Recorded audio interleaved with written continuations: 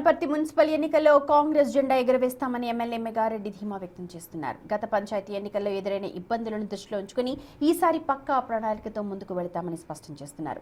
పంచాయతీ ఎన్నికల్లో పార్టీ గుర్తు లేకపోవడాన్ని ఆసరాగా చేసుకుని సొంత పార్టీ వారే నష్టం చేకూర్చారని, ఈసారి మున్సిపల్ ఎన్నికల్లో పార్టీకి వ్యతిరేకంగా పనిచేస్తే కఠిన చర్యలు ఉంటాయని, అవసరమైతే పార్టీ నుంచి బహిష్కరిస్తామని హెచ్చరిస్తున్నారు. పార్టీలో పనిచేసిన అసంతృప్తులను కలుపుకుపోయి వనపర్తి, పెబ్బేరు మున్సిపాలిటీలో కాంగ్రెస్ జెండా ఎగరవేస్తామని అంటున్న ఎమ్మెల్యే మెగారెడ్డితో మా ప్రతినిధి Shankar face to face. Palamuru జిల్లాలో మున్సిపల్ నగారా మోగింది. ఈ నేపథ్యంలో నిన్నటితో ఉపసంహరణ పూర్తయింది. మొత్తంగా ఆయా నియోజకవర్గాల్లో ఎమ్మెల్యేలు పర్యటిస్తున్నారు, ఎన్నికల ప్రచారంలో పాల్గొంటున్నారు. ప్రస్తుతం మనతో వనపర్తి ఎమ్మెల్యే మెగారెడ్డి ఉన్నారు. ఏంటి ప్రచారం ఏ విధంగా సాగబోతుంది, ఎలాంటి అంశాలను ప్రజల దృష్టికి తీసుకోబోతున్నారు?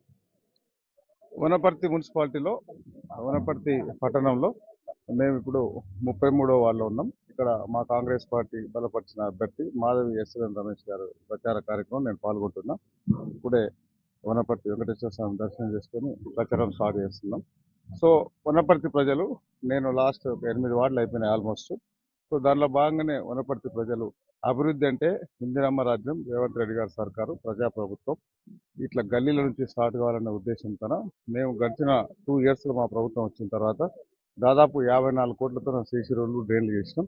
వనపర్తి పట్టణానికి సంబంధించి వాళ్ళకి పెండింగ్లు ఉన్న రేషన్ కార్డ్స్ కానీ, సన్న బియ్యం కానీ, 200 యూనిట్లకు పవర్ ఫ్రీ కానీ, జీరో బిల్లు కానీ, ఆర్టీసీలో మహిళలకు ఉచితంగా తిరిగేది కానీ, మహిళలకు వడ్డీ లేని రుణాలు కానీ, మేము ఇచ్చిన అన్ని స్కీమ్స్, మేము చేసిన గ్యారంటీలన్నీ ప్రజలకు తీసుకెళ్తున్నాం. వనపర్తి ప్రజలు కాంగ్రెస్ పార్టీని, మమ్మల్ని ఆశీర్వదించడానికి పెద్ద ఎత్తున మాకు స్వాగతం పలికి వాళ్ళు దీవిస్తూ ఉన్నారు.